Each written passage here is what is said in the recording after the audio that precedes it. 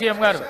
నేను సార్ హరీష్ రావు గారు సార్, నేను వారు మాట్లాడిన తర్వాత వారు పూర్తిగా మాట్లాడిన తర్వాతనే మాట్లాడదాం అనుకున్నాను.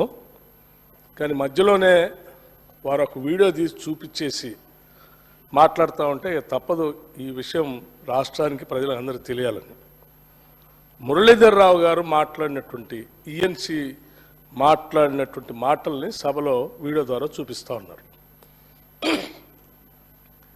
మురళీధర్ రావు గారు అనేటువంటి ఈఎన్సీ టీఆర్ఎస్ పార్టీ రిటైర్ అయిన తర్వాత ఒక దశాబ్ద కాలం కొనసాగించుకొని మొత్తం వారికి ఎట్లా కావాలో అట్లా చేపించుకునేటువంటి ఒక వ్యక్తిగా ఆయన ఈఎన్సీగా రిటైర్ అయిన తర్వాత కూడా అట్లా పెట్టుకున్నారు.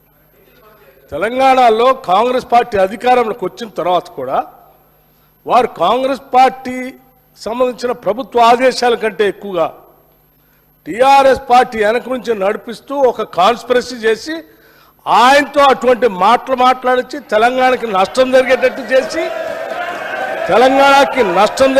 చేసి తెలంగాణ కోసం పోరాటం చేస్తూ నీళ్ల కోసం పోరాటం చేస్తూ కేఆర్ఎంబీకి ఎట్టి పరిస్థితుల్లో మా ప్రాజెక్టులు ఒప్పజెప్పమని మా ముఖ్యమంత్రి, మా నీటిపారుదల శాఖ మంత్రి ఇద్దరు ఒక స్టాండ్ తీసుకొని గట్టిగా రాష్ట్రం కోసం పోరాటం చేస్తూ ఉంటే మీ ఏజెంటు మీ కాన్స్పిరసీతో అది మాట్లాడించి దాన్ని తీసుకొచ్చి మళ్ళీ సభలో చూపించి ఇవన్నీ చేస్తూ ఉన్నారు. మాకు తెలిసిన తర్వాతనే వారి తట్టా బుట్ట అంతా సరిది ఇంటికి పంపించాం.